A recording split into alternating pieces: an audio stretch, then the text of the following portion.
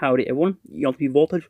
I'm gonna be trying a different kind of video for once, because this is a YouTuber who I've actually been watching for quite a long time in Johnstone, and I actually saw on Twitter a while back that he said people can react to his videos, and I've actually never done it before. But you see this video from a month ago. I caught a shiny Pokemon before every badge.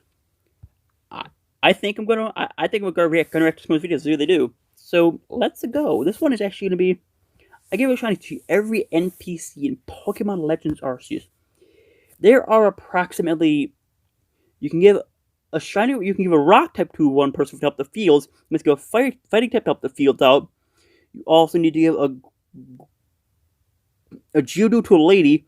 You also give a Wurmple to a main NPC, a Starlight to show to a lady as well, and you also give a large Weasel to another person. Those are the ones I know of. So let's see how he does them. Thank you to the Pokemon Company International for sponsoring this video. What is going on, guys? My name is John, and welcome back to yet another video. In Pokemon Legends Arceus, there's an extensive list of side quests you can embark on. At some points in the game, you can interact with NPCs that will request for you to give them a specific Pokemon for them to keep forever, and coming to find out, if you give them a shiny Pokemon, it will stay shiny in the overworld. I decided to make the goal of turning Jubilife City into a shiny Pokemon showcase by giving everyone a shiny Pokemon. And this is how it went. To start this challenge, I really didn't have a definitive game plan as to how I was going to get anything. I just knew that realistically, I was going to get a lot of shinies. Because of perfecting my Pokedex, all Pokemon have a 1 in 586 chance of being shiny, and with mass outbreaks, we can bring those odds down to as low as 1 in 128. It's important to note that since I've already completed all my tasks in my main save file, I just made a brand new save and I'm going to trade them over to be able to give them to the NPCs. In total, there were 10 Pokemon that we need to find, and thankfully 3 of them can be found in the first area of the game. I decided to start my journey in the Obsidian Geodude, Wurmple, and Weasel. Each of these Pokemon are scattered around the entire area, so I figured that flying around for a while will give me the best initial chances of finding at least one shiny Pokemon. The first few that I found, however, let me know that this challenge wasn't going to be as straightforward as I'd imagined.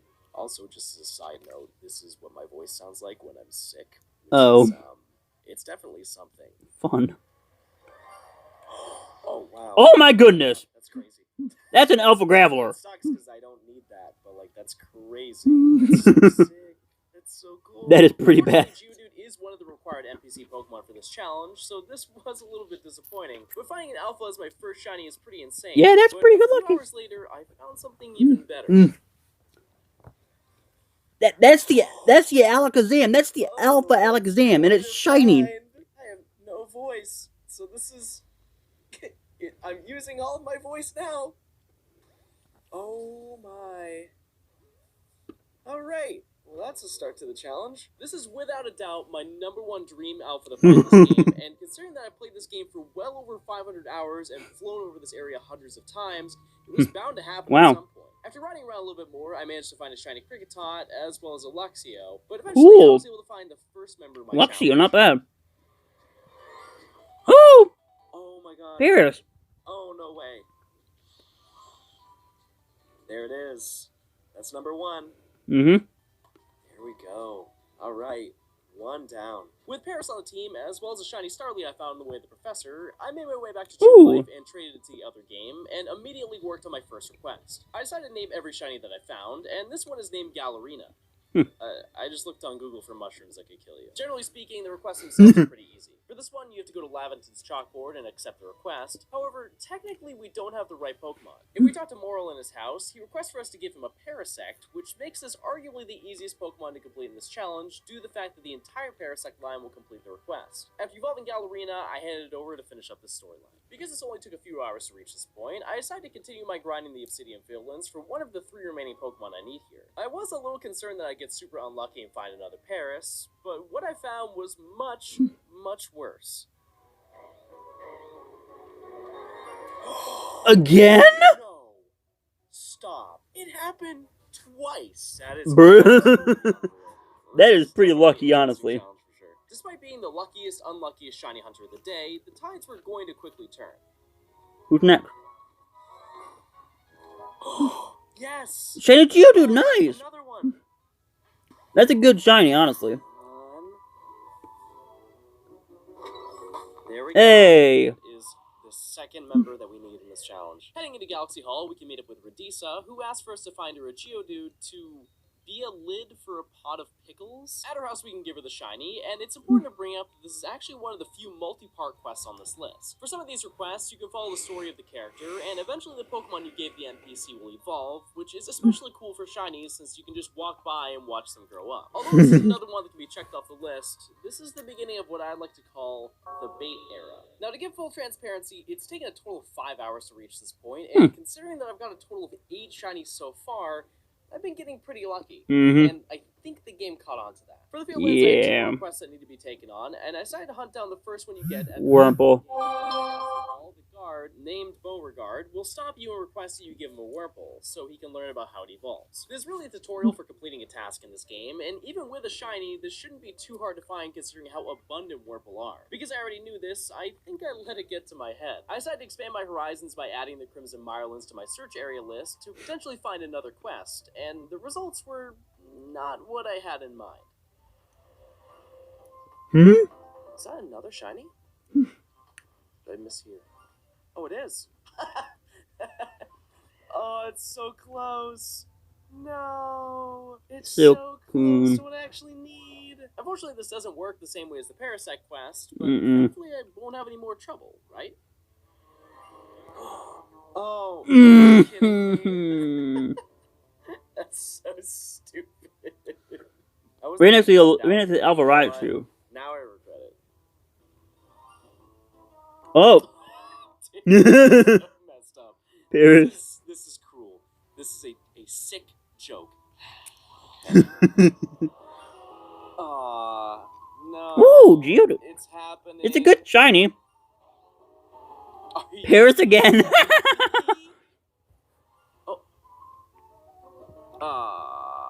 That Combi. Although this wasn't a duplicate, Male Combi feels like a duplicate. I was worried that I was getting stuck in a realm of endless mushrooms and rocks, and a horde of angry villagers demanding my help. I made my way back to the fields to rethink my strategy, so I decided to focus on the main task at hand, and I think I made the right choice.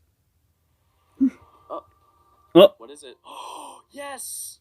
Yes! Finally, dude. Shiny Wurmple, woohoo! I feel like out of all of the Pokemon that I've hunted, this is the one that's taken the longest. I've done the most attempts at it. Upon handing Wormy over to Beauregard, you can observe a man go insane as he adamantly assumes that the Wurmple will evolve into a Beautyfly, gaslight us when we show him the correct evolution, and eventually give in when it finally evolves. With another member completed, I decided to grind out a little bit of my hunting in the Crimson Mirelands, as there are still 2 Pokemon that are basically exclusive to this area that need to be collected. Personally, however, one is a little bit harder to obtain than the other. In my opinion, Petalil is by far the hardest shiny to obtain in this list of NPC requests that I have to do, as this Pokemon is only available in one location in the game. Although Wurmple is also in this category, the main difference is the amount of spawns that are available. While Wurmple spawns in nearly the entirety of the north and south sections of the Fieldlands, Petalil is restricted to only 2 spots in the Mirelands, with a total of 11 chances every time you enter the location. After flying around for a few hours, the only shiny I was able to find was ironically the closest looking Pokemon, Badoo, but this little bulb was nowhere to be found. This is when I decided to switch things up. Because I would get the best odds from doing mass outbreaks, I figured that attempting as many of these as possible would basically give me the best chances. While we're heading to that outbreak, let's talk about some newer Pokemon content. It's finally spooky season, and Pokemon Scarlet and Violet are bringing some Halloween-themed additions to the games. For October 27th to November 1st, you can participate in a special Terror Raid, as well as a Halloween-themed outbreak. Use your team Pokemon from the main game or the Teal Mask DLC, and challenge the 5-star Miss Magius Terror Raids.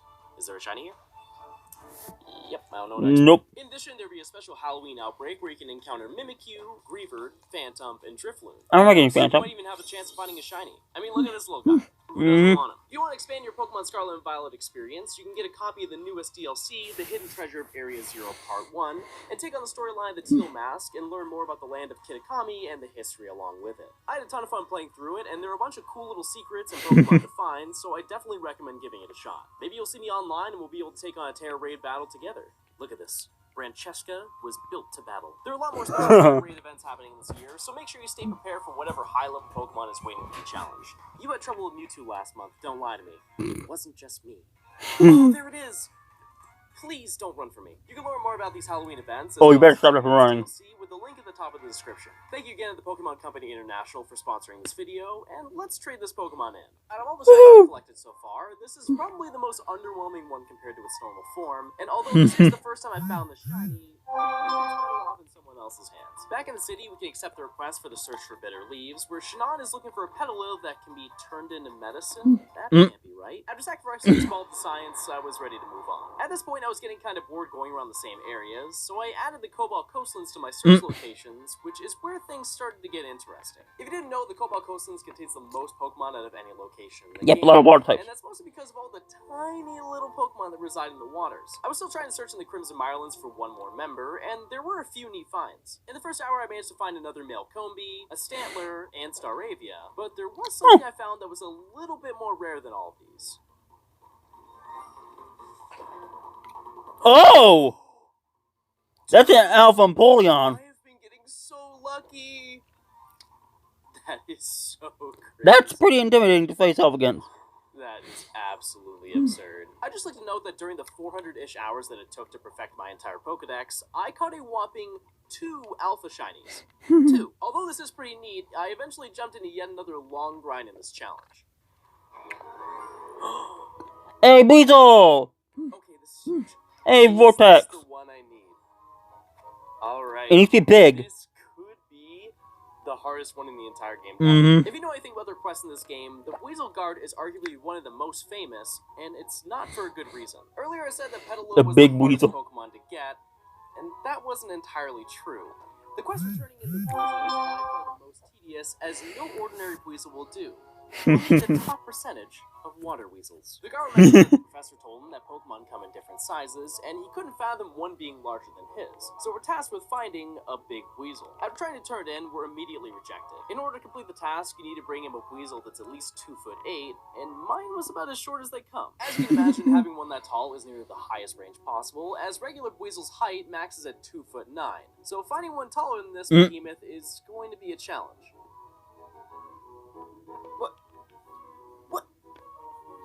Alright. On the upside, we've actually still completed another NPC request. On the west side of the city, you can talk to someone who needs assistance in tilling the farms to grow more berries. With this side quest, he requests a total of 3 Pokemon to bring to the farm, each with different requirements. For the first one, he requires a ground-type Pokemon, and I think I have someone who could be a big help. My. Unlike the other requests we had to take on, you can actually swap out Pokemon at the farm anytime you'd like, so while this doesn't have the permanent effect of losing a shiny, I'll just have to make the ultimate sacrifice to make sure that I never get them back. Because we can't immediately deposit the other 2 farm Pokemon, let's take on another challenge and then come back later. The next shiny that needs to be hunted down is a request that starts within Galaxy Hall itself. Upon accepting the request off of Laventon's blackboard, Nurse Basel asks us to find a Krogunk, as they need to use it for medicine. Are they just cooking every Pokemon for science? Krogunk is the last shiny available within the Crimson Mirelands, with the exception of a potential regular mass outbreak in the Coronet Highlands. On my first flight down the mountain, I managed to find a shiny Bronzor. For the first hour, that was kinda it. Now, I know that you're probably thinking that I'm forgetting something, but that big weasel was still on my mind. I still took occasional stops at the fieldlands to check the coastlines, and that didn't exactly go too well.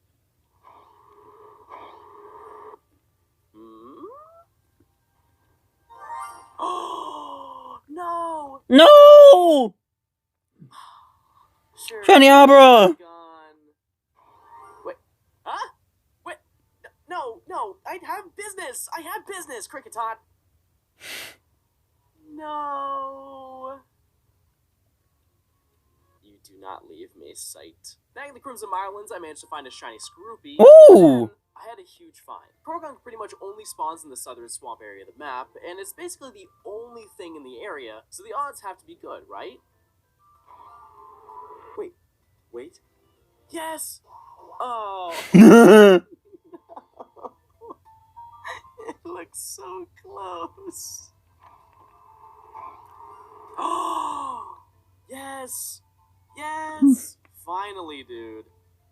I found it. At this point, I turned in over half the shinies I needed, but I decided to take it a step further. At the farm, we requested with giving him a water-type Pokemon, so I decided to offer up my Alpha Empoleon to deal with an eternity of observing dirt. There you go, Empoleon.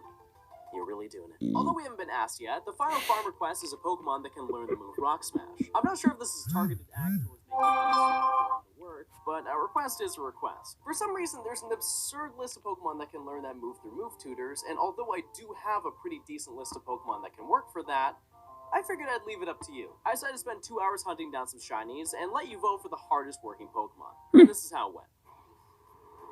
Oh, wait, have you?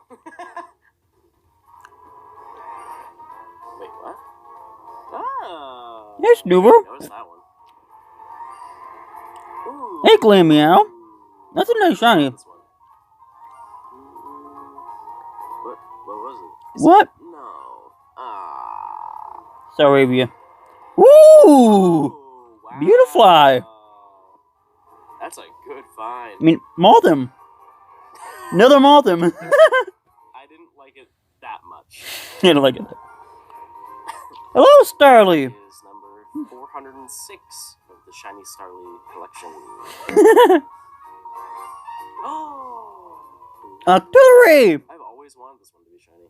Somehow, only 2 of these Pokemon learn Rock Smash. I made a poll between Drapion and Abomasnow deciding their fates, and we'll check back in on that in a bit. After spending the entire day flying around to areas that only Buizel spawns and finding nothing, I knew that I had to rethink my strategy. I would find a Buizel, but it wouldn't even be close to what I was looking for. Because the size can range from as high as 2'9" to as low as 1'10", we have realistically a 2 in 11 or 18% chance for one of these shinies to be the correct one. Because I needed to encounter as many as possible with the highest odds, I decided that this hunt was meant to be found in a massive mass outbreak. For 2 days, I swapped between the Obsidian Fieldlands and the Cobalt Coastlands, trying to find this little rat, and I definitely found some. Oh, that one looks huge. Wait a second. Is it? It looks smaller. Alright, never mind. Although my mind was exclusively set on finding this Pokemon, there was one thing I had to check out. Hello? I feel like I'm destined to find a mass shiny Magpie doing this. Alright, side quest. Oh, Magmar, not bad. See, I knew. After finding yet another small Buizel, I was about 10 hours in this hunt and pretty confident that I'd never find what I wanted. Hey, my dude! That looks kinda small. Now don't be fooled. This Buizel was 2'4", but something very interesting happened in this outbreak that changed everything. This could be really big. So when you visit a massive mass outbreak, there's a small chance that the outbreak will spawn a second horde of Pokemon for you to catch. In every other outbreak I've done until this point, either a group of Floatzel or Alpha Floatzel will appear, and this is pretty standard for all outbreaks as it's made to be a more difficult challenge. In this, however, it was exclusively spawns of Alpha Buizel. That's pretty useful. Very tall. Upon checking out the wave, not a single one of them was shiny, which would normally mean that I have to go to a different outbreak and then try again.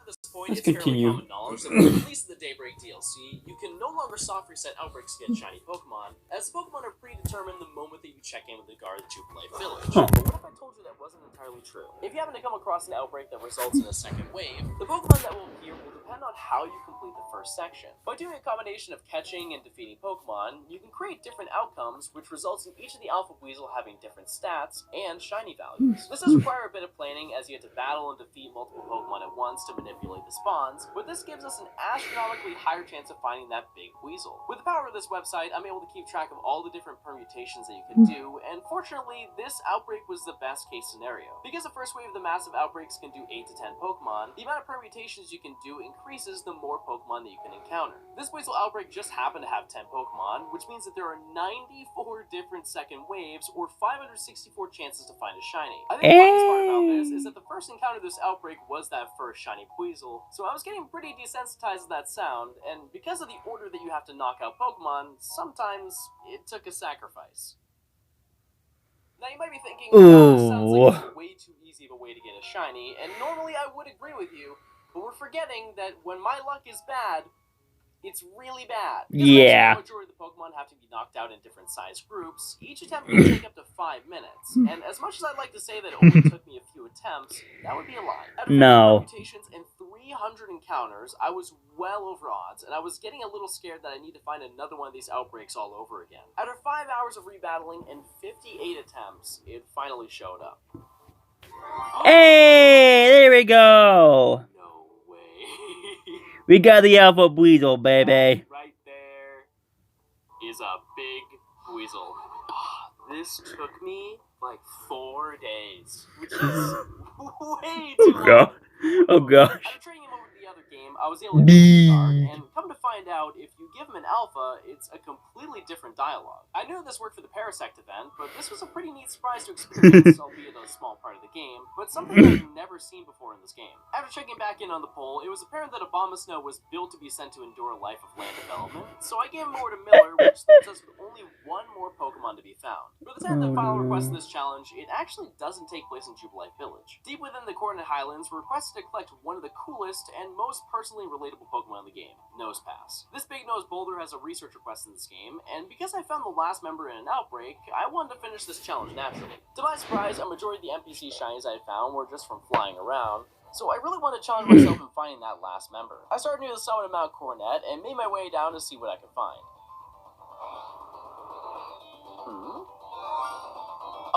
Oh, shiny Gligar! That's so sick. Oh, shiny Grab. Is that another Alpha Graveler? Bruh.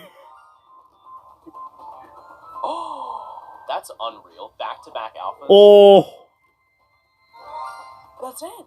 Ooh, shiny Nosepass. Hunted for what? Let me just check. 30 minutes. Wow. The past 4 shinies in 30 minutes. Damn. That's it. Not bad. We're done. Well, actually, the funny part of the situation is in the other game, I haven't even made it to the Coordinate Highlands, so that's what I'm gonna go do right now. After grinding through the rest of the coastlands and even finding a shiny... Oh, that's a good shiny. I was able to meet up with Gully, follow her into the cave, and give her the Nosepass to complete the entire collection. From what I've been told, she brings this Nosepass back to Jubilife Village after this quest, but I couldn't find it, so I guess that one's gone forever. In total, this challenge took me about 35 hours to complete, which is pretty insane considering that about 15 of that was just trying to find Weasel. Although I gave a lot of Pokemon away, I did manage to find 47 shinies, including 7 shiny alphas, which looking back is pretty insane to think about. Yeah. There are a lot of duplicates that are probably going to sit in the farm PC boxes forever, so I think it's probably best to let them go. Go ahead, my short little weasels. Grow up to be tall and strong. What's this? Oh no! That was a good ending. Anyway, guys, thank you so much for watching this video. Don't forget to leave a like, subscribe to the channel. Bye bye.